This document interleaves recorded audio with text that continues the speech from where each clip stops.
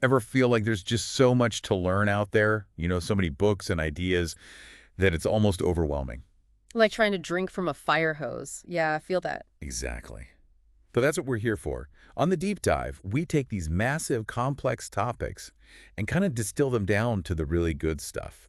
The shortcut for your brain, you could say. I like that, the shortcut. And today, we're going deep, really deep into one of those foundational texts that people always talk about but maybe haven't actually read cover to cover, Plato's Republic. Buckle up, it's a wild ride. It is. And today, we're focusing on a specific part of it, what some people call Book 9. Well, it's not like the text is neatly divided into chapters with headings and all that, but you can definitely feel a shift in the argument around this point. Like we've reached a crucial bend in the river. Right. We've already spent some time unpacking the early parts of the Republic.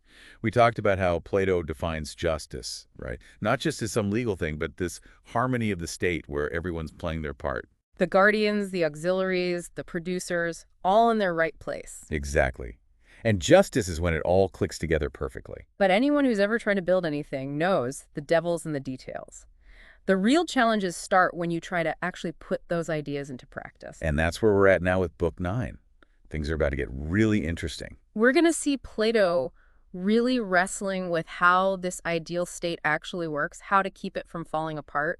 And a lot of it comes down to the big question, who should be in charge? Which leads us straight to one of the most fascinating and controversial figures in the whole work, the philosopher-king. Ah, yes, the philosopher-king, the ruler who embodies wisdom and knowledge, someone who truly understands reality. Plato argues that only philosophers, with their love of truth and their grasp of what truly is, are actually fit to lead. Because they're not swayed by fleeting opinions or personal gain. Right. They're connected to something higher. Precisely. But then we run into this rather awkward problem that one of the characters, Adamantus, points out. He's like, wait a minute, haven't you noticed? Philosophers in the real world, they're often kind of useless, even downright dodgy sometimes. Uh-huh. Yeah, Adamantus doesn't hold back. It's a fair point, though. If philosophers are supposed to be these wise, enlightened beings, why do they so often come across as out of touch, impractical, or even, as you said, a bit shady? Well, Plato tackles this head on. He's not afraid of the tough questions. One explanation he offers is that public opinion, what he calls the real sophist, is incredibly powerful and often leads even the most promising individuals astray. The real sophist. That's an interesting way to put it. It is, isn't it? Think about it. From the moment we're born, we're being bombarded with societal norms, expectations, biases. It's like this constant pressure to conform, to fit in. This real sophist isn't teaching us through reasoned argument, but through subtle and not so subtle rewards and punishments. It's insidious. So even a young person who might have a natural inclination towards philosophy, that love of wisdom and truth, could easily get pulled away from that path by the allure of popularity, status, all the trappings of worldly success. Exactly. Imagine trying to cultivate some rare, delicate plant in a garden overrun with weeds. That's the kind of struggle a potential philosopher faces. And it doesn't help that the world often flatters and spoils those who show early promise, leading them further down the wrong path. And then there's that really strange image Plato uses, the bald little blacksmith's apprentice marrying philosophy's daughter. It's kind of bizarre, right? What's going on there? Haha, yeah, it's a pretty wild metaphor. But it's deliberately shocking to illustrate the corruption of philosophy itself. The blacksmith's apprentice represents someone crude, unrefined, driven by base desires. And by marrying philosophy's daughter, he's essentially A-ing her, using her for his own selfish ends. So it's not just that individuals get corrupted by the world, but the pursuit of knowledge itself can be twisted and used for ignoble purposes. It's a sobering thought. It is. And amidst all this, Plato paints this poignant picture of the genuine philosophers, those who see the flaws of the world and try to preserve their own integrity.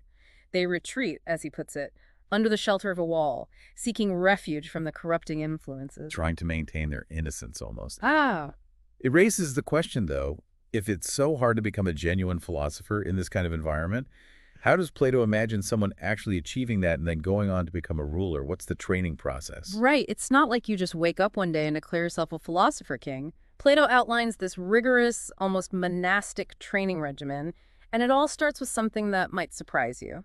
Math. Math, really. Yeah. I always think of philosophy as Like abstract reasoning and ethical dilemmas, not numbers and I equations. know, it seems kind of counterintuitive, but Plato has a very specific reason for emphasizing math.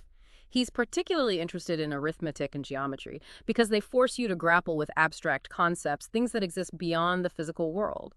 Like the idea of one versus many, perfect circles that you can never actually draw. Exactly. And Plato sees this as a kind of mental boot camp for the philosopher. By engaging with these abstract concepts, you're training your mind to think beyond the limits of your senses, to grasp those eternal, unchanging truths that lie beyond the realm of appearances. It's about developing the ability to think abstractly, to see the underlying principles behind the constantly changing world we experience. Precisely. And this is essential for a ruler who needs to make decisions based on what's truly good and just, not on fleeting opinions or popular whims. So math is like the foundation, but it doesn't stop there, right? No, it doesn't. Plato also mentions harmonics in astronomy, but again, the emphasis is on studying them, not just for their practical applications, but for their connection to the good. And all of this leads up to what he considers the pinnacle of philosophical training, dialectic. Dialectic. That Yeah. sounds pretty intense. It is. Dialectic is, for Plato, the highest form of intellectual inquiry.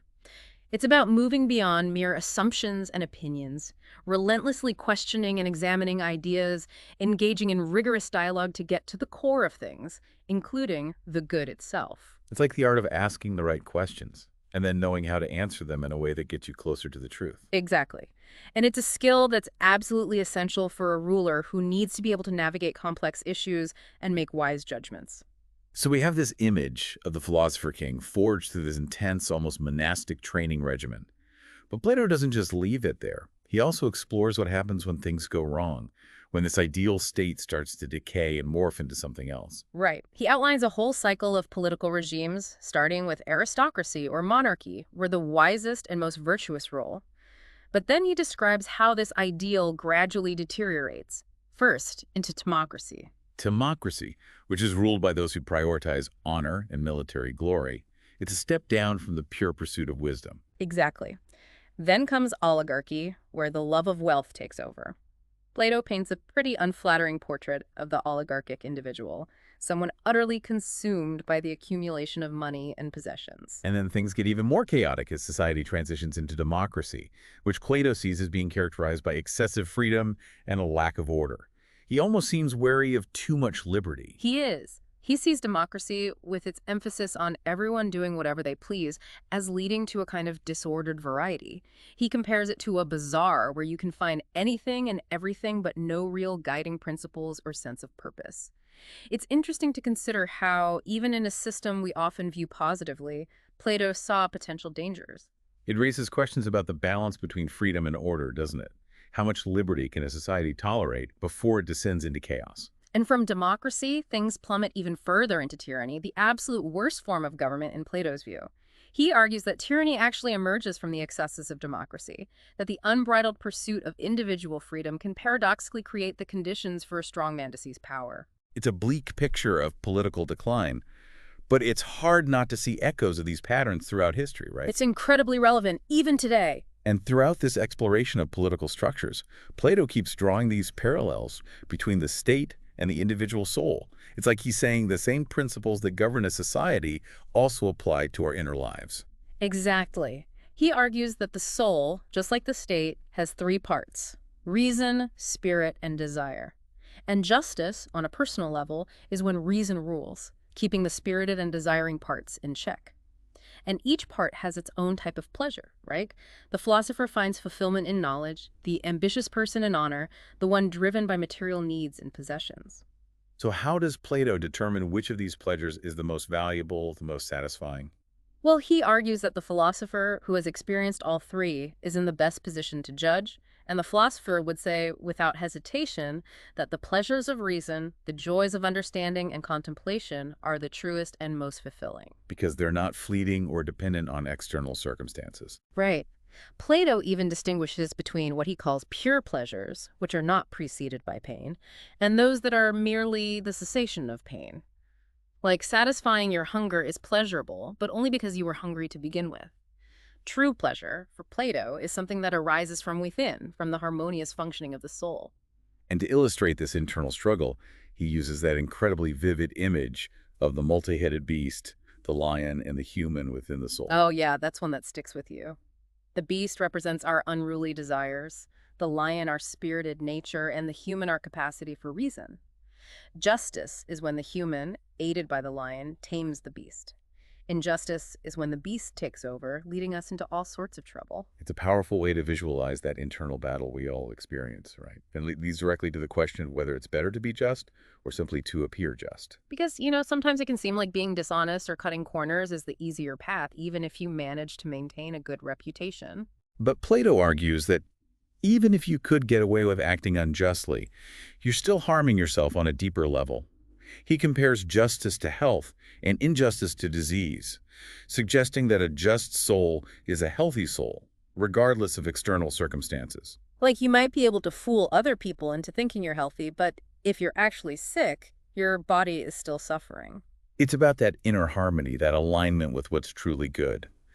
And to reinforce this point, Plato even introduces the idea of an ideal city existing in heaven, a kind of perfect blueprint for how we should live our lives. It's like a reminder that there's a higher standard, a model of perfection to strive for, even if we can never fully achieve it in this world. Now, shifting gears a bit, Plato also gets into the role of art in the ideal state, and he seems pretty cautious about it, particularly imitative arts like poetry and painting. Yeah, he's got some strong opinions about this. He argues that imitative art deals with appearances rather than reality itself, and because of that, it tends to appeal to our emotions and desires rather than our reason. So, like a powerful drama might evoke strong feelings, but it could also cloud our judgment, make us less rational. Exactly. Plato famously talks about the ancient quarrel between philosophy and poetry, highlighting the potential for art to mislead or corrupt.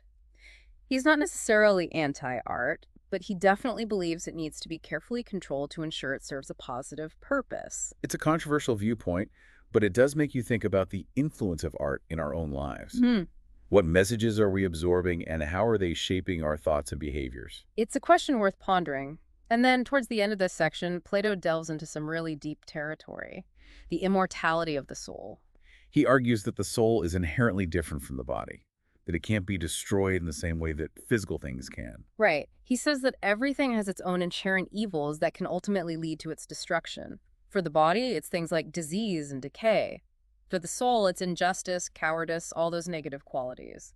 But, he argues, even a soul riddled with wickedness doesn't just cease to exist. It's damaged, but not destroyed. So, because the soul can't be destroyed by its own inherent flaws, it must be something more enduring, something that transcends the physical world. Exactly. And to illustrate this point, Plato tells this incredibly vivid and memorable story, the myth of Who comes back to life after being killed in battle, and describes his journey through the afterlife, where souls are judged and either rewarded or punished. Right. It's a powerful tale that highlights the enduring consequences of our actions. It's like a cosmic scorecard where the good are rewarded tenfold and the wicked punished tenfold for their deeds in life.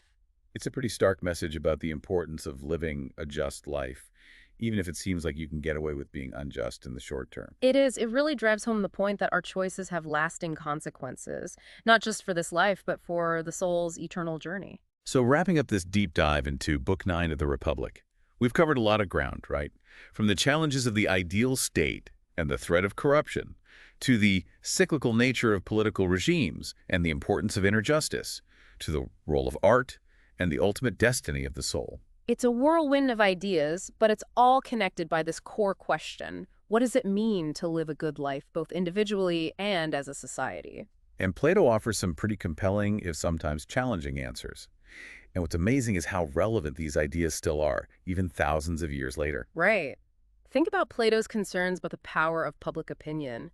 Doesn't that feel incredibly timely in today's world of social media and constant information overload? Absolutely. It's like we're all living in this giant echo chamber where it's harder than ever to distinguish truth from falsehood, wisdom from mere opinion. And his analysis of the descent into tyranny, the way societies can unravel when reason and virtue are abandoned, well, that's a story that's been repeated throughout history, unfortunately. It really makes you think about the state of our own souls, doesn't it?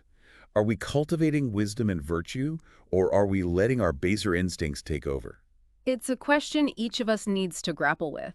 And if this deep dive has sparked your curiosity, I highly encourage you to go back and explore the Republic for yourself. There's so much richness there, so much to discover.